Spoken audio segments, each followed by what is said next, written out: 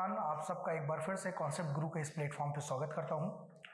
दोस्तों, जैसा कि आपने थंबनेल में देख ही लिया होगा कि आज का हमारा जो टॉपिक है वो प्राचीन भारत के इतिहास का जो सिलेबस है उसका अध्ययन है। देखिए दोस्तों, मैंने अब तक जो अपने अनुभव से सीखा है, विद्यार्थियों की सबसे बड़ी जो समस्या है उनको सिलेबस का सही ज्ञान ना होना है। यदि सिलेबस का सही ज्ञान किसी व्यक्ति को नहीं है तो चाहे कॉम्पिटिटर कितना भी मेहनत क्यों न कर ले, वो असफल ही होता है। क्योंकि मेरा अपना अनुभव जो अध्ययन अध्यापन का अब तक का रहा है, मैंने ये जाना है कि व्यक्ति का जो जीवन है या एक कॉम्पिटिटर का जीवन है वो कुछ इस प्रकार से चलता है कि सबसे पहले अगर व्यक्ति किसी चीज़ की तैयारी करने जा रहा है तो उसे सबसे पहले क्या काम करना चाहिए? उसे सर्वप्रथम एक संकल्प लेना चाहिए। वो संकल्प लेता है, किस चीज़ का संकल्प? कि उसे तैयारी करनी है। और संकल्प में ये भी निर्धारित करता है कि उसे किस चीज़ की तैयारी करनी है। मान लीजिए आईएएस की प्रिपरेशन करने वाला व्यक्ति संकल्प लेता है कि उसे आईएएस करना है, या फिर पीसीएस की प्रिपरेशन करनी है। तो पहले तो आपको संकल्प लेना पड़ेगा। संकल्प लेने के बाद जो दूसरा चरण आता है जीवन में, वो चरण आता है कि आप जब तैयारी करने जा रहे हैं तो आपको पता होना चाहिए कि आपके पास इस एग्जाम से रिलेटेड सिलेबस क्या है, मुझे क्या पढ़ना है और क्या छोड़ देना है। अर्थात दूसरा ही स्टेप, चूंकि आप सभी ने संकल्प लिया होगा इसीलिए इस वीडियो को देख रहे हैं। और आपने एक चीज नोटिस करी होगी कि मैंने थंबनेल में एक चीज और डाली है कि केवल आईएएस अर्थात यूपीएससी और पीसीएस के जो एस्पिरेंट है वही इस वीडियो को देखें, क्योंकि मैंने इस चीज की शुरुआत ही संकल्प से की है। दूसरी चीज, अब कोई और व्यक्ति, अगर कोई अतिरिक्त व्यक्ति इसे देखेगा तो ऐसा नहीं कि उसे समझ में नहीं आएगा, आनंद आएगा, ज्ञान मिलेगा, बहुत कुछ सीखने को भी मिलेगा। बट सही मायनों में एक यूपीएससी एस्पिरेंट, पीसीएस का एस्पिरेंट ही इसे देखे तो उसके लिए ज्यादा रिजल्ट देने वाली ये बात हो सकती है और मेरी बात उसे ज्यादा बेहतर समझ में आएगी और काम की भी निकलेगी। सेकेंड थिंग, संकल्प लेने के बाद आप क्या करते हैं? आप पाठ्यक्रम की बात करते हैं। पाठ्यक्रम, यदि आपको पाठ्यक्रम नहीं पता है तो आप पढ़ेंगे क्या? पाठ्यक्रम के बाद आपका तीसरा स्टेप जीवन में क्या होना चाहिए? तैयारी के दौरान आपका तीसरा स्टेप होना चाहिए कि अब तक जो क्वेश्चंस पेपर आए हुए हैं लास्ट ईयर, मैं आपको ये भी बताता चल रहा हूं कि किस प्रकार से विद्यार्थी को इस पे काम करना चाहिए। लास्ट ईयर के क्वेश्चन पेपर देखने चाहिए, तो पाठ्यक्रम पता चल गया। फिर लास्ट ईयर जो भी क्वेश्चंस आए हैं एग्जाम में पिछले 5 साल में, 6 साल में, उन्हें एक बार अध्ययन करना चाहिए ताकि आपको पता चल जाए कि पाठ्यक्रम में किस जगह पे ज्यादा फोर्स एग्जामिनर ने किया है, ज्यादा बल के साथ क्वेश्चन पूछे गए हैं। और पाठ्यक्रम के बाद ये चुनना चाहिए कि उसे किस प्रकार की किताबें पढ़नी है, पुस्तकें पढ़नी है, या किसी टीचर का सहयोग चाहिए उसे या नहीं चाहिए। तो कहने का तात्पर्य है कि तीसरे चरण में जाके वो last question paper, last year के क्वेश्चन पेपर को देखे, और उसके बाद जब वो लास्ट ईयर के क्वेश्चन पेपर को देख ले, जब वो देख ले तो फिर उसके बाद उसे ये चाहिए कि वो पुस्तकों का चुनाव करे। पुस्तक, उसे कौन सी पुस्तक पढ़नी है एंड किस प्रकार के टीचर उसे चाहिए। अब दिक्कत क्या है मित्रों? दिक्कत यह है कि विद्यार्थी पहली बात तो संकल्प ही नहीं ले पा रहा है, वो एक डिलेमा में जी रहा है। कभी उसे लगता है आईएएस की तैयारी करनी है, थोड़ी देर बाद कहता नहीं भाई मैं तो एसएससी करूंगा, फिर अगले दिन एसआई का वैकेंसी ज्यादा निकल आया तो एसआई में कूद जाता है। ये सारी प्रॉब्लम्स हैं। तो पहले तो संकल्प करिए, संकल्प करने के बाद पाठ्यक्रम जरूर पढ़िए, और इसी उद्देश्य से मैंने पाठ्यक्रम को फोकस किया है। पाठ्यक्रम, यही वजह है कि ये वीडियो और आने वाले 10 वीडियो, जैसा कि मैंने आप सबसे वादा किया है कि आने वाले 10 वीडियो में मैं जीएस से रिलेटेड सभी प्रकार के जो पोर्शंस हैं, चाहे वो हिस्ट्री हो, ज्योग्राफी हो, पॉलिटी हो, इकोनॉमी, साइंस एंड टेक्नोलॉजी हो, उन सब के ऊपर पाठ्यक्रम को लेके वीडियोस बनाऊंगा। तकरीबन 10 वीडियोस आपके सामने आएंगे, 10 पार्ट में होंगे। ये पहला पार्ट है, प्राचीन भारत से शुरू कर रहे हैं हम लोग, और उसी पे चर्चा होगी। आगे भविष्य में समय निकाला जाएगा, फिर लास्ट ईयर के क्वेश्चन पेपर भी डिस्कस किए जाएंगे, और फिर जाके पुस्तकों की बात होगी। विद्यार्थी तैयारी करता है, सबसे पहले पुस्तक पूछने लगता है, सर कौन सी पुस्तक पढ़ें, क्या छोड़ दें। मेरे ख्याल से ये उतना इंपॉर्टेंट नहीं है जितना इंपॉर्टेंट ये है कि पहले आप समझें कि आप किस चीज की तैयारी कर रहे हैं और उसमें पूछा क्या जाता है। पुस्तकों का चुनाव आगे किया जाएगा। टीचर की रही बात तो फिर वो बाद में आपके ऊपर निर्भर करता है कि आपको किसकी बात ज्यादा बेहतर समझ में आती है। वो आपका निर्णय है, वो आपका व्यक्तिगत निर्णय है। चलिए, तो मैं सबसे पहले उन संकल्प धारण किए हुए विद्यार्थियों से बात करना चाहूंगा जो आईएएस या पीसीएस की तैयारी में संलग्न हैं और पूरी तन्मयता के साथ लगे हुए हैं, और उन सभी लोगों से मैं पाठ्यक्रम की चर्चा करने जा रहा हूं। चलिए शुरू करते हैं प्राचीन भारत के इतिहास का पाठ्यक्रम। देखिए विद्यार्थियों, पाठ्यक्रम में जैसे ही हम आएंगे तो मैं इन सब बिंदुओं पे चर्चा करूंगा, लेकिन उससे पहले चूंकि इतिहास की बात चल रही है तो हमें यह पता होना चाहिए कि इतिहास क्या है। ये बड़ी इंटरेस्टिंग सी बात है, किसी सब्जेक्ट के बारे में पढ़े तो कम से कम जाने वो है क्या चीज। देखिए, इतिहास के विषय में अब तक अलग अलग विद्वानों ने अलग अलग प्रकार की धारणाएं दी हैं। कुछ धारणाएं आपकी अपनी भी होंगी कि मेरी नज़र में इतिहास ये है, मेरी नज़र में इतिहास वो है। मैं मोटा मोटी आपको अगर समझाने की कोशिश करूं तो इतिहास के बारे में यदि उसका संधि विच्छेद करके समझने की कोशिश की जाए तो बात यह सामने आती है कि इतिहास से तात्पर्य है कि ऐसा निश्चित रूप में हुआ। ओके, मतलब जब हम ये कहना चाहें कि ऐसा निश्चित रूप में हुआ तो समझ लीजिए हम बात कर रहे हैं इतिहास की। एक ये अवधारणा प्रस्तुत की जाती है। दूसरी अवधारणा जो हमारे सामने आती है वो इस बिंदु को लेकर भी आती है कि मानव जीवन के प्रारंभ से अब तक जितनी भी घटनाएं घटित हुई हैं, मानव जीवन के प्रारंभ से लेकर अब तक जितनी भी घटनाएं घटित हुई हैं वो सब एक प्रकार से इतिहास ही है। यहां पे आप इतिहास के बारे में और भी अलग प्रकार की अवधारणाएं दे सकते हैं, लेकिन मैं आपके सामने हेरोडोटस जैसे विद्वान की बात रखूंगा। हिस्टोरिका का राइटर है हेरोडोटस, यूनानी इतिहासकार रहा, इतिहास का फाउंडर भी उसे कहा जाता है कई बार। उसकी अवधारणा के अनुसार यदि इतिहास की बात करें तो उसने भारत के विषय में चर्चा की है। दूसरी यूनानियों का या दूसरे देश के लोगों का ये मत रहा था कि भारतीयों को इतिहास की सही जानकारी नहीं है, जो कि पूरी तरह से सही बात नहीं है। ऐसा इसलिए कि दोस्तों, जिस समय भारत में इतिहास की चर्चा होती थी उस समय भारत में के जो इतिहासकार थे वो राजनीतिक बिंदुओं से कहीं ज्यादा सांस्कृतिक और सामाजिक बिंदुओं पर ध्यान केंद्रित करते थे और उसी विषय पे ज्यादा लिखते थे। आज का विद्वान कथन कारण के मध्य संबंध को देखता है, कार्य कारण के मध्य संबंध को देखता है और उसी आधार पर इतिहास का लेखन करता है। राजनीतिक बिंदुओं की भरमार होती है, किंतु उस समय भारतीय इतिहासकार ऐसे बिंदुओं को इतिहास का हिस्सा मानकर चलते थे जिन बिंदुओं से मानव विशेष के जीवन में कुछ बेहतर हो सके। यही वजह है कि महाभारत में इतिहास की जो डिफिनेशन दी गई है उस डिफिनेशन पे यदि मैं चर्चा करूं तो महाभारत कहता है कि ऐसी प्राचीन रुचिकर कथा जिससे धर्म, अर्थ, काम, मोक्ष की शिक्षा मिल सके इतिहास है। मुझे लगता है आप बात समझ रहे होंगे। तो ये डिफिनेशन अपने आप में इतिहास को एक्सप्लेन करती है तब में और अब में। तो भारतीयों को इतिहास लेखन का ज्ञान था, बशर्ते उनका इतिहास लेखन उस दौर के इतिहास लेखन से थोड़ा सा भिन्न था। खैर, ये तो इतिहास की बात हो गई। अगला हमारा बिंदु जो है वो इतिहास की परिभाषा के बाद इस विषय पर केंद्रित होता है कि आखिर इतिहास की शुरुआत हम कहां से माने। देखिए, अभी मैंने थोड़ी देर पहले कहा था कि इतिहास की शुरुआत तब से मानी जा सकती है जब से मानव जीवन की उत्पत्ति हुई, लेकिन मानव जीवन की उत्पत्ति एक पुरातात्विक विषय है, इसलिए मानव जीवन की उत्पत्ति के विषय में जब हम चर्चा करेंगे तो पुरातात्विक दृष्टिकोण को थोड़ा सा ध्यान में रखेंगे।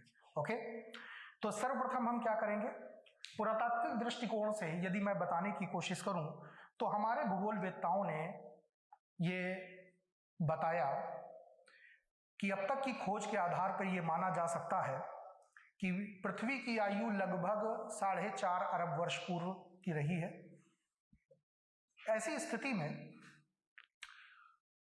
पृथ्वी के इस संपूर्ण कालखंड को सुविधा के दृष्टिकोण से कई महाकल्पों में बांटा गया और इन महाकल्पों को हम लोग जानकारी के हिसाब से 5 भागों में बांट सकते हैं। मतलब पुरातात्विक इतिहास, क्योंकि मानव की उत्पत्ति जिस क्षण होगी उसी क्षण से इतिहास शुरू हो जाएगा। तो भाई साहब पहले हम मानव की उत्पत्ति करवा लें तो फिर इतिहास को शुरू कर देंगे। तो चलिए मानव की उत्पत्ति करवाते हैं। बताया गया जब से धरती की उत्पत्ति हुई, कब से हुई, तो अलग अलग विद्वानों के अलग अलग मत है। कोई कहता है 4.5 करोड़ अरब वर्ष है, कोई कहता है 3.5 अरब वर्ष है, तो अपना अपना दृष्टिकोण है। खैर एक बात और मैं बताना चाहूंगा कि प्राचीन इतिहास में तिथियों को लेकर बहुत सारे विद्वानों के मतभेद हैं। मैं यहाँ पे कुछ ऐसी तिथियों का उल्लेख करूंगा जिनमें लगभग समानताएं हैं, मतैक्य है। इसलिए अगर तिथियों में कोई मतभेद उभर के सामने आता है तो आप उसे इस तरह से समझेंगे कि यह संभव है, ना कि उसे गलत मानेंगे।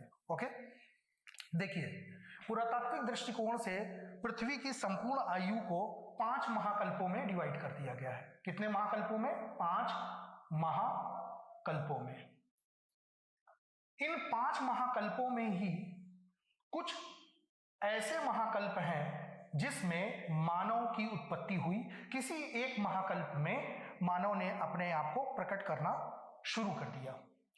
अगर हम ज्यादा डिटेल में जाते हैं तो हमको पता चलता है कि महाकल्प, और इन महाकल्पों में अगर देखें तो कई सारे कल्प आएंगे, एरा आएंगे, और इन एराज में कई सारे युग आते हैं, एपोक जिन्हें आप कहते हैं, और इन एराज में कई सारे शक आते हैं जिन्हें आप पीरियड कहते हैं। खैर वो एक विस्तृत जानकारी का विषय है, वो भूगोल के दृष्टिकोण से पढ़ लिया जाता है, क्योंकि इन्हीं महाकल्पों में विभिन्न प्रकार के जीवों की उत्पत्ति हुई थी। जैसे आपने कम से कम जुरैसिक युग का नाम तो सुना होगा जिसमें डायनासोर की उत्पत्ति हुई थी। तो मानव भी इसी प्रकार से किसी कालखंड में पैदा हुआ है। किस कालखंड में पैदा हुआ है वो देखने वाली और जानकारी वाली बात है। तो सबसे पहले हम बात करते हैं 5 महाकल्पों में से पहला महाकल्प है जिसे हम अद्य महाकल्प या प्री पैलियोजोइक एरा के नाम से जानते हैं। तो देखते हैं, अद्य महाकल्प था, ठीक है, जिसे हम प्री पैलियोजोइक एरा कहते हैं। प्री पैलियोजोइक एरा, ठीक है, अद्य महाकल्प। अद्य महाकल्प के बाद पुराजीवी महाकल्प की बारी आती है। पुराजीवी महाकल्प। पुराजीवी महाकल्प जिसे पैलियोजोइक एरा भी कहते हैं। फिर मध्य महाजीवी कल्प आता है, मीसोजोइक एरा कहते हैं, ठीक है। मध्य महाजीवी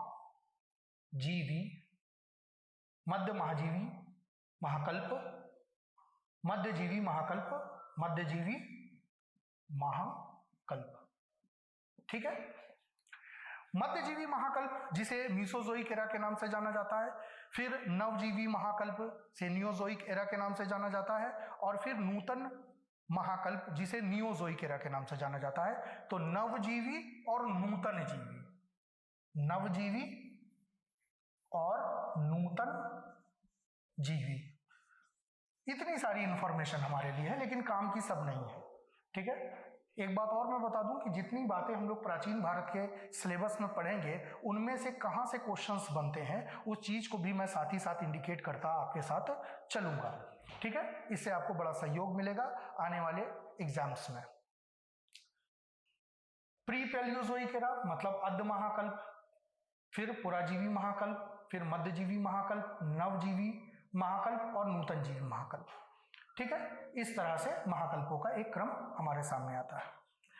अगर मानव की उत्पत्ति के दृष्टिकोण से बात की जाए और टाइमिंग के दृष्टिकोण से बात की जाए तो मेरे दोस्त देखो, हम अगर इनमें टाइमिंग की बात करें तो नवजीवी और नूतन जीवी के बारे में तो फिर भी कुछ कहा जा सकता है या समझने की कोशिश की जा सकती है, क्योंकि अगर मैं नवजीवी महाकल्प की बात करूं तो तकरीबन 70 million to 1 million year ago, 70 million to 1, 70 million वर्ष से लेकर 1 मिलियन वर्ष पूर्व, जिसे हम लोग बीसी कहते हैं, बिफोर क्राइस्ट, सिंपल लैंग्वेज में, एक एडी और बीसी का कंसेप्ट भी है, उसको भी हम लोग आगे देख लेंगे और बहुत से लोग उसे जानते भी होंगे। सिंपल लैंग्वेज में अगर मैं यहाँ कहूँ तो कुल मिला के कहानी यूँ है कि ये जीरो बिंदु है हमारा, जीरो डेट है, और जीरो डेट से पहले जो कुछ होता, आप तो मैथ के विद्यार्थी हैं, आप जानते होंगे -1, ठीक है, इससे पहले जो कुछ होगा माइनस में चलता है, इससे आगे जो होता है वो प्लस में चलता है। ओके, तो बताया जाता है ये जीरो जो है वो ईसा मसीह का जन्म बताया जाता है। ईसा मसीह का जन्म इसी समय हुआ था, ये जीरो तारीख जो भी है डिसाइड की गई, और इससे पहले का जो भी समय अवधि होती है उसे हम बीसी में काउंट करते हैं, और इसके आगे का जो प्लस वाला अवधि होता है उसे हम एडी में काउंट करते हैं।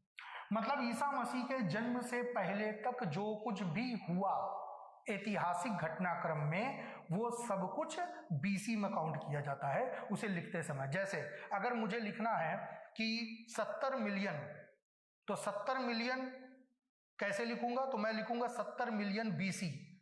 क्यों? क्योंकि ईसा मसीह का जन्म तो बहुत बाद में हुआ, क्योंकि अभी तो मानव ही नहीं आया, तो जाहिर सी बात है ईसा मसीह भी नहीं आए होंगे। तो बताया यह गया कि 70 मिलियन जो है वो एक प्रकार से बीसी है। जितने भी पूर्व के जो कालखंड होते हैं उन्हें बीसी कहते हैं, उसके बाद में जो कुछ भी होता है उसे एडी माना जाता है। ओके, चलिए देखते हैं। अब जब एडी शुरू होगा तो मैं आपको बताऊंगा कैसे एडी शुरू हो रहा है। नवजीवी महाकल्प में 70 मिलियन, नवजीवी महाकल्प 70 मिलियन टू 1 मिलियन, और नूतन जीवी महाकल्प की यदि बात की जाए तो इसमें 1 मिलियन ईयर, 1 मिलियन वर्ष से लेके 10,000 बीसी तक का जो टाइम है, 10,000 बीसी, 10,000 बीसी तक की जो समयावधि है वो पूरी की पूरी समयावधि नूतन जीवी की कहलाती है। अब प्रश्न ये पैदा होता है कि आखिर मनुष्य की उत्पत्ति कब हुई है। तो मेरे दोस्त, नूतन जीवी महाकल्प को भी समझ के दृष्टिकोण से प्लिस्टोसीन और होलोसीन में डिवाइड करने का प्रयास किया गया है। प्लिस्टोसीन और होलोसीन, यह सुविधा के दृष्टिकोण से किया गया है। प्लिस्टोसीन और दूसरा होलोसीन। प्लिस्टोसीन और होलोसीन में डिवाइड किया गया है, ये भी युग है, ये भी कालखंड है। इस पूरे कालखंड को, और याद रखिए जब भी कालखंड को डिवाइड किया जाता है तो इस कालखंड को डिवाइड करने का जो मूल आधार होता है वो मूल आधार होता है उस पर्टिकुलर कालखंड में क्या घटनाक्रम हुआ है। कुछ ना कुछ नई चीज आई होगी, कुछ नए जीवों की उत्पत्ति हुई होगी, कुछ नई स्थलाकृति बनी हुई होगी। तो जब कभी नई स्थलाकृति बनती है, नए जीवों की उत्पत्ति होती है, पुरानी चीज समाप्त हो जाती है, तो उसके आधार पे एक नया कालखंड शुरू हो जाता है। जैसे आज का दिन है, आज बहुत कुछ हुआ होगा, घटित हुआ होगा जीवन में, और आज जब ये दिन खत्म हो जाएगा तो इस दिन के खत्म होने का क्या उद्देश्य है कि आज का जो दिनचर्या थी वो कंप्लीट हो गई, अब कल से नई दिनचर्या शुरू होगी, तो एक नया दिन हो जाएगा हमारे लिए। तो इसी तरह से इतिहास में भी या पुरातात्विक दृष्टिकोण से भी चीजों को डिसाइड किया गया था। है, अगले बिंदु पे आते हैं प्लिस्टोसीन और होलोसीन में। जैसे आप प्लिस्टोसीन में आते हैं तो प्लिस्टोसीन के बारे में मैं बता दूं, मानव ने अपने वर्तमान स्वरूप को पहली बार इसी समय दिखाया, अर्थात मानव ने अपने आप को इसी कालखंड में, मानव ने अपने वर्तमान स्वरूप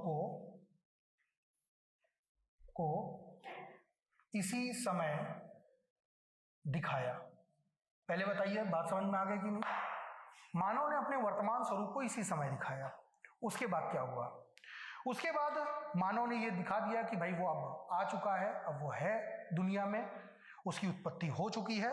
मतलब ये तो तय हो गया कि मानव ने अब दिखा दिया। क्या मानव ने इससे पहले कभी अपने आप को दिखाया था? बिल्कुल दिखाया था, क्योंकि मानव जो वर्तमान स्वरूप की बात हो रही, तो क्या मानव एकदम से इसी रूप में तो प्रकट नहीं हो गया होगा ना। वो जब आया होगा तो जैसे लोग कहते हैं कि हमारे पूर्वज बंदर हैं, ऐसा बातचीत में लोग आमजन कहते हैं। तो मैं आपको बताना चाहूंगा कि ये जो नवजीवी टाइमिंग है, अर्थात 70 मिलियन से लेके 1 मिलियन के बीच का समय अवधि है। इस समय अवधि में ही, अगर मोटा मोटी मैं समझाने की कोशिश करूं तो इसी समय अवधि में ही एप की उत्पत्ति हुई। ये एप कौन है भाई लोग? मेरे दोस्तों, ये एप कौन है? एप जिन्हें पुच्छहीन बंदर कहते हैं, अर्थात मानव के पूर्वज के रूप में इन्हें देखा जाता है। मतलब कि मानव का पूर्वज या प्रारंभिक मानव की उत्पत्ति इस समय हुई और वर्तमान मानव की उत्पत्ति नूतन जीवी में हुई।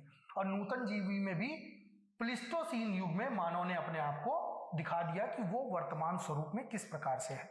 एक अतिरिक्त बात मैं आपको बताना चाहूंगा कि मानव की उत्पत्ति जब हुई तो मानव प्रारंभ में किस कैटेगरी से या किस रूप में हमें दिखता था। ज्योग्राफी में बताया जाता है ये बात कि मानव को का जो प्रारंभिक रूप है वो इरेक्टस कहलाता था। इरेक्टस से आगे विकास हुआ मानव का नियांडरथेल और नियांडरथेल से आगे मानव का विकास होगा तो क्रो-मैग्नॉन और क्रो-मैग्नॉन के बाद मानव होमोसेपियंस में आया। होमोसेपियंस। उम्मीद है कि बात यहां तक समझ में आ रही होगी। आगे होलोसीन में क्या हुआ? देखिए, होलोसीन का समय जब नजदीक आया तो मानव ने अब अपनी पद्धति को बदला। मानव ने अपने विकास किया और विकास करके मानव ने पशुपालन, कृषि जैसी चीजों को सीखा। मतलब अगर सही मायनों में देखें तो होलोसीन वो युग है या उस युग को हम होलोसीन कहते हैं जिस युग में मानव ने कृषि कर्म किया। और कॉमन सेंस की बात है, कृषि कर्म किया है प्लस पशुपालन किया है। पशुपालन का काम भी अब तक मानव करने लगा था। और जब कोई व्यक्ति कृषि करेगा, पशुपालन करेगा तो उसके जीवन में स्थायित्व आ जाएगा। स्थायित्व भैया मेरे, देखो जो कृषि है ना, अब ऐसा तो है नहीं कि कृषि करने आज गए, खेती बाड़ी करी और आगे बढ़ गए। नहीं, आप खेती बाड़ी करके आगे चले जाएंगे तो आपकी फसल दूसरा काट ले जाएगा। मतलब कि आपको खेती बाड़ी करने के लिए स्थायित्व जीवन में जीना पड़ेगा। पहले मानव शिकारी था, यायावार जीवन जीता था, भोज्य संग्रह का काम करता था। एक ही बार में खूब सारा शिकार कर लिया, भोजन इकट्ठा कर लिया और चल दिया। वहीं दूसरी तरफ जब पशुपालक हुआ तो पशुपालन में भी यही हाल था। जब तक घास रहती थी, ग्रासलैंड रहता था, तब तक पशुओं को चराते थे और जैसे ही टाइम बीत जाता था मनुष्य आगे बढ़ जाता था। मतलब कुल मिला के मानव में स्थायित्व का जो सही मायनों में विकास है वो एग्रीकल्चर लेके आया। और एग्रीकल्चर का जो सही मायनों में कालखंड है वो होलोसीन युग में है। तकरीबन 10,000 के बाद से वो चीज शुरू हो गई थी। 10,000 या 10,000 के बाद से भारत में मानव ने एग्रीकल्चर की जो स्टार्टिंग की है वो तकरीबन 7,000 BC में आके की है। क्योंकि आप सब ने सुना भी होगा कि जौ की खेती और गेहूं का जो अनाज, गेहूं और जौ जो मिला है वो हमें 7,000 BC के लमसम मिला है। तो इससे पता चलता है कि मानव ने कहीं ना कहीं 7,000 में जाके इंडिया के अंदर स्थायित्व जीवन जीना शुरू किया। बाकी मुल्कों में हमसे पहले स्थायित्व आ गया था। कई जगह पे 9,000 और 10,000 का डेटा दिया होता है। 7,000 BC से पहले 9,000 होता है। मैंने कहा ना यहाँ पे चीजें उल्टी चलती हैं। मैंने बताया था कि BC में चीजें उल्टी चलती हैं। BC में चीजें क्या होती हैं? उल्टी चलती हैं। अर्थात 9,000 के बाद 8,000 आता है और 8,000 के बाद 7,000 आता है। तो 9,000 पहले आया कि 7,000 पहले आया? 9,000 पहले आया। तो बहुत सारे जगहों में, या यूं कहें यूरोपियन क्षेत्रों के अधिकांश जगहों में मानव ने 9,000 और 10,000 के बीच में कृषि के साक्ष्य नजर आने लगे थे, कृषि होने लगी थी। लेकिन भारत में ये चीज हमें 7,000 BC के लमसम नजर आती है। आगे जैसे जैसे हम आगे बढ़ेंगे 7, 6, फिर 5, 4, 3, 2, 1 और फिर 0 और ईसा मसीह का जन्म हो जाएगा। उसके बाद प्लस में चलने लगेंगे। इस तरह से कालखंड आगे बढ़ता है। खैर, दूसरे मुद्दे की बात पे आते हैं। देखिए दोस्त, अगला विषय वस्तु जो है कि मानव ने जब स्थायित्व जीवन जीना शुरू कर दिया, और हम सभी लोग जानते हैं कि व्यक्ति जब स्थायी जीवन जीने लगता है वहीं से ही कल्चर का विकास होता है। कल्चर, क्योंकि कल्चर, संस्कृति तभी पैदा होती है, सभ्यताएं तभी जन्म लेती हैं जब जीवन में स्थायित्व आता है, और इतिहास की नींव भी सही मायनों में तभी रखी जा पाती है। तो भारत में जब से इतिहास आया, शुरू हुआ, वो तभी हो पाया जब, भारत में ही नहीं बल्कि विश्व में तभी इतिहास शुरू हो पाया जब मानव ने स्थायित्व जीवन जीना शुरू कर दिया था। तो मानव का स्थायित्व जीवन 10,000 बीसी के लमसम शुरू हो गया। अब इस 10,000 बीसी की बात यदि हम करें तो संपूर्ण इतिहास को हम कुछ कालों में बांट सकते हैं, क्योंकि जानकारी के लिए हमारे पास कुछ साक्ष्य होने चाहिए, और वो साक्ष्य ही बताएंगे कि मानव का इतिहास किस प्रकार से आगे बढ़ा है। और इन साक्ष्यों के आधार पर ही संपूर्ण इतिहास को 3 भागों में डिवाइड किया गया है। तो इतिहास के काल में हम इतिहास में साक्ष्यों के आधार पर कालखंड को डिवाइड करते हैं। ठीक है, एक मोटा मोटी कालखंड तो सभी जानते हैं, प्राचीन भारत, मध्यकालीन भारत और आधुनिक भारत, वो एक अलग बात है। ठीक है, मैं इसको मिटा देता हूं, इसके आगे की कहानी हम लोग आगे बढ़ेंगे। ठीक है, अब जब मैं इसको मिटा रहा हूं तो कुछ लोग ये सोच रहे होंगे कि यार ये तो मिटा दिया, ना मिटाए होते तो मैं देख लेता क्या चीज है। अरे भाई, मैं इसको एक्चुअली में इसकी एक पीडीएफ बना दी गई है। जो कुछ भी आपसे सिलेबस डिस्कस किया जा रहा है प्राचीन भारत का, इसका पीडीएफ है। पीडीएफ का लिंक नीचे डिस्क्रिप्शन में दे दिया गया है। आप वहां से जाके सीधे पहले तो ऐप डाउनलोड करें, ऐप का लिंक दिया गया है वहां पे, और ऐप डाउनलोड करने के बाद ऐप में ही एक पीडीएफ पड़ा हुआ है जो डिस्क्रिप्शन मौजूद है, जिसमें पूरा डिटेल मौजूद है इस सिलेबस का, वहां से आप डाउनलोड कर सकते हैं। अगले बिंदु पे आते हैं। देखिए, दूसरा विषय वस्तु क्या होता है। हम तो पुरातात्विक दृष्टिकोण से मानव की उत्पत्ति कर ले, क्योंकि बिना मानव के तो इतिहास ही नहीं रचा जा सकता था। जैसे पहले बताया, मानव के जीवन के जितने भी घटनाक्रम है उन्हीं को ही संयोजित रूप से हम इतिहास कहते हैं। तो पहले तो मानव की उत्पत्ति होना जरूरी था ना, उत्पत्ति हो गई। अब आगे आते हैं इतिहास के कालखंड। देखिए, इतिहास का जो कालखंड है जो हमने डिवाइड किया है, वो हम डिवाइड करते हैं साक्ष्यों के आधार पे, अर्थात जैसे साक्ष्य होंगे उसी रूप में हम इतिहास के कालखंड को जानेंगे। इस दृष्टिकोण से टोटल 3 कालखंड में चीजों को डिवाइड किया गया है। जैसे इतिहास के कितने काल हैं, तो बताया गया साहब 3 कालखंड है। संपूर्ण इतिहास को 3 कालखंडों में डिवाइड किया गया है। 3 का आधार क्या है? साक्ष्य। जैसा जिस काल में साक्ष्य मिला उसको उसी के नाम से जाना गया। जैसे पहला है पूर्व ऐतिहासिक काल, पहला कालखंड है पूर्व ऐतिहासिक काल। बहुत बार आप लोगों ने ये सब बातें सुनी होंगी, पूर्व ऐतिहासिक काल।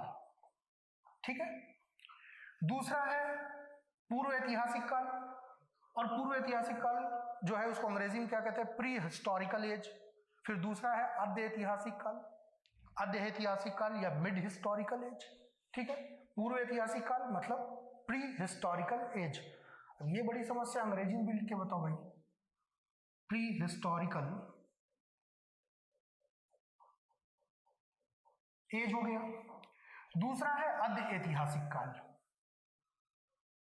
आद्य ऐतिहासिक काल। आद्य ऐतिहासिक काल की जब बात करें तो mid historical age, mid historical age है। और तीसरा है ऐतिहासिक काल, ऐतिहासिक काल अर्थात हिस्टोरिकल एज।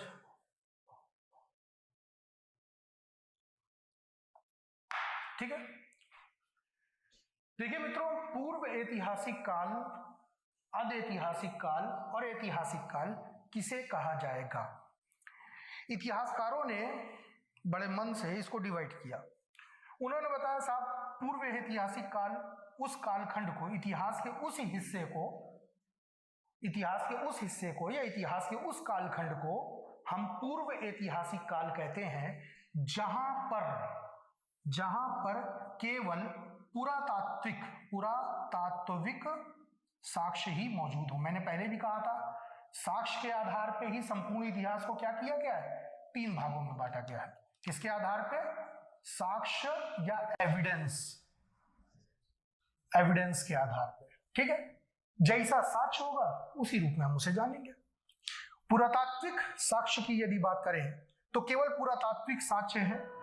साहित्यिक साक्ष्य की जहां तक बात है, साहित्यिक, क्योंकि साक्ष्य जो होते हैं वो या तो पुरातात्विक होंगे या साहित्यिक होंगे, और नहीं तो विदेशी विवरण भी आ जाते हैं हमारे सामने। विदेशी विवरण, कई सारे विदेशी यात्री भारत आए और उन्होंने यहाँ के बारे में बहुत कुछ लिखा, तो विदेशी विवरण की भी चर्चा यहाँ पे की जाती है।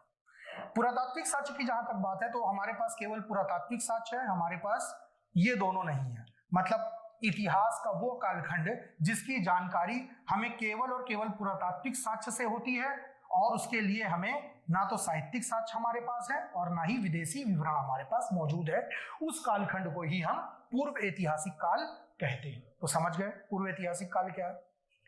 अगर हम ये समझ गए कि पूर्व ऐतिहासिक काल क्या है, तो हमें यह भी पता होना चाहिए कि इतिहास का वो कौन सा हिस्सा है जो पूर्व ऐतिहासिक काल के अंतर्गत आता है। इतिहास का वो कौन सा हिस्सा है जो पूर्व ऐतिहासिक काल के अंतर्गत आता है। तो जवाब मिला कि इतिहास में वो कौन सा हिस्सा है, तो कौन सा कालखंड इसके अंतर्गत आता है, इसके अंतर्गत आता है। तो मैं बताना चाहूंगा केवल 2 कालखंड हैं जो इसके अंतर्गत आते हैं। कितने? 2। एक तो पाषाण काल, नाम सुने होंगे आप लोग, स्टोन एज, पाषाण काल या stone age, stone age. And second पूर्व हड़प्पा काल, पूर्व हड़प्पा काल, मतलब हड़प्पा काल की स्टार्टिंग से पहले का जो काल है ना, प्री हड़प्पन एज, पूर्व हड़प्पा काल, वो आएगा। तो कौन सा कालखंड आएगा? तो पाषाण काल आएगा और पूर्व हड़प्पा काल आएगा। अगर आपके सामने कभी एग्जाम में कोई क्वेश्चन आ जाए और वो ये कहे कि निम्न में से कौन सा कालखंड, इतिहास का कौन सा कालखंड पूर्व ऐतिहासिक काल है, तो आप झट से बोल सकते हैं पाषाण काल पूर्व ऐतिहासिक काल है। क्यों? क्योंकि इसकी जानकारी हमें केवल पुरातात्विक साक्ष्य से मिलती है, इसके लिए साहित्यिक और विदेशी विवरण मौजूद ही नहीं है। पुरातत्व में क्या क्या आता है भाई साहब? पुरातत्व में आप कुछ भी लिख सकते हैं। एग्जाम्पल के तौर पर पुरातत्व किसे कहते हैं? आप पुरातत्व में बर्तन या मृदभांड जिसे आप कहते हैं, मृदभांड, ये भी पुरातत्व ही तो है, ठीक है। दूसरा, इसके अलावा आप क्या कर सकते हैं? मृदभांड हो गया, उसके अलावा हथियार हो गए या औजार हो गए, औजार जो भी आपने बनाए हो, जैसी सुविधा हो औजार। तीसरी चीज सिक्के हो गए, ठीक है। स्थापत्य हो गए, स्थापत्य का मतलब बिल्डिंग हो गई।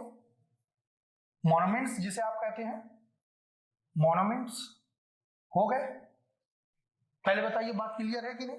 तो मृदभांड, हथियार या औजार, सिक्के और स्थापत्य, इनमें से कुछ भी हो। अब यार मोटा मोटी इतनी बुद्धि तो सभी की होती है कि पाषाण काल की बात कर रहे हैं भाई साहब, सिक्के की तो बात ही नहीं कर सकते, ना ही किसी प्रकार की बिल्डिंग। आदमी रहता गुफा के अंदर तो बेचारा कहां से स्थापत्य बनाएगा? वही गुफा ही उनका मॉन्यूमेंट हो गया।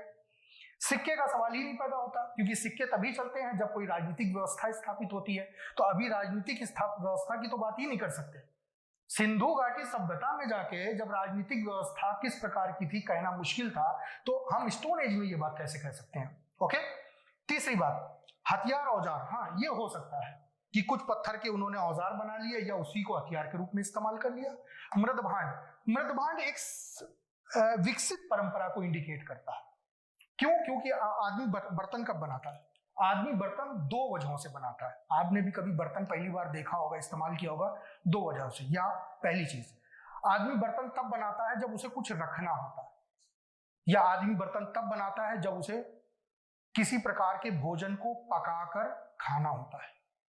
तो या तो भोजन बनाने के लिए या भोजन रखने के लिए बर्तन बनते हैं। मृदभांड मतलब मिट्टी के बर्तन। तो भोजन बनाएगा तब जब आग होगी, और आग का भी नामो निशान नहीं है फिलहाल में, धीरे धीरे चीजें आएंगी।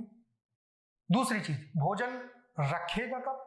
जब भोजन का उत्पादन करेगा। मैंने पहले बताया जो ह्यूमन है उसका इनिशियल स्टेज जो रहा है वो फूड संग्राहक का रहा है, भोजन संग्राहक का रहा है और शिकारी का रहा है। बहुत बाद में जाके वो उत्पादक बना है, बहुत बाद में जाके उसने पशुपालन और कृषि शुरू की है। जब शुरू करी होगी तो मैं बताऊंगा किस कालखंड में क्या हुआ है। मुद्दे की बात करते हैं। तो पता ये चल गया कि पाषाण काल, स्टोन एज और पूर्व हड़प्पा काल जो है वो एक्चुअली में क्या है, वो एक प्रकार से पूर्व ऐतिहासिक काल का भाग माना जाता है। अगर कोई व्यक्ति आपसे कहे कि भाई पाषाण काल क्या होता है, पाषाण काल क्या होता है, तो आप उससे ये कह सकते हैं कि पाषाण काल इन द सेंस, ये जो टाइमिंग है पाषाण काल की, मैं आपको बता देता हूं पाषाण काल का समय अवधि क्या है। तो पाषाण काल का जो समय अवधि है वो 5 लाख बीसी से लेकर 6000 बीसी तक देखा जा सकता है। बात समझ में आ गई होगी, 5 लाख बीसी से लेकर 6000 बीसी तक। वहीं पूर्व हड़प्पन एज जो है वो 3500 से लेकर 2500 बीसी तक माना जाता है। कितना, तो मैं यहां लिख देता हूं 3500 बीसी से लेकर 2500 बीसी तक। मतलब सही मायनों में 2500 बीसी तक मानव एक प्रकार से पूर्व ऐतिहासिक काल के रूप में जाना गया। उस कालखंड को हम पूर्व ऐतिहासिक काल कहते हैं, मोटा मोटी समझ लीजिए। यही वजह है कि इसमें अध्ययन के लिए बहुत कुछ नहीं होता। अब चूंकि अध्ययन की बात आ रही है तो मैं एक सूचना आपके साथ और शेयर करना चाहूंगा कि जहां तक मानव के जीवन के अध्ययन की बात है, इतिहास के अध्ययन की बात है, तो विद्वानों का एक विचार यह भी है कि मानव के संपूर्ण अवधि को अगर देख लिया जाए या इतिहास की संपूर्ण अवधि को देख लिया जाए तो केवल, ऐसा एक विचार है, तो केवल 0.1% इतिहास ही लिखित में है। मतलब इतिहास का लिखा हुआ हिस्सा हमारे पास कितना है, टोटल मानव जीवन का सिर्फ 0.1%, मतलब कुछ भी नहीं। और उसमें इतना झमेला है, उसमें ही इतनी परेशानी। सोचिए अगर पूरा होता तो क्या होता, पूरा होता तो भाई साहब पूछो मत क्या होता, क्योंकि कह नहीं सकते फिर क्या होता। खैर, यहां पे हम लोग आगे बढ़ेंगे। पूर्व ऐतिहासिक काल के विषय में आप जान ही गए होंगे। पूर्व ऐतिहासिक काल के बाद अध ऐतिहासिक काल की हम लोग बात करेंगे। ये अध ऐतिहासिक काल क्या है? देखिए, अध ऐतिहासिक काल की जहां तक बात है तो मैं आपको बता दूं कि यहां पे स्पेस नहीं है, बट मैं कोशिश कर रहा हूं यहां पे लिखने की। अध ऐतिहासिक काल उसे कहा जाता है जिस कालखंड में पुरातात्विक साक्ष्य मौजूद हो, साहित्यिक साक्ष्य भी मौजूद हो। बहुत बढ़िया, पुरातात्विक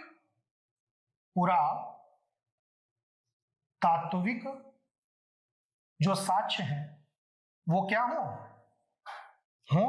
मौजूद हो, और साहित्यिक साक्ष्य जो है, साहित्यिक, वो भी क्या हो, मौजूद हो। मैंने ये नहीं कहा कि उसे आप पढ़ पा रहे हैं कि नहीं पढ़ पा रहे हैं, मौजूद होना चाहिए, ठीक, तो मौजूद हो। और तीसरा विदेशी विवरण, जो भी विदेशी यात्री हैं वो नहीं हो, क्योंकि विदेशियों के बारे में कोई खास जानकारी नहीं मिलती।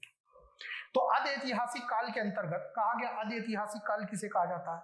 कहा गया ऐसा कालखंड जहां पर या जिसमें, इतिहास का वो कालखंड जिसमें पुरातात्विक साक्ष्य भी हो, साहित्यिक साक्ष्य भी हो, विदेशी विवरण ना हो।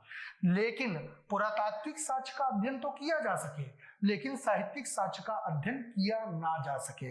मतलब हम साहित्यिक साक्ष्य हैं तो, लेकिन हम उसका अध्ययन नहीं कर पा रहे। इसका सबसे बड़ा उदाहरण सिंधु लिपि है। आपने देखा सिंधु लिपि जो है वो आज मौजूद है,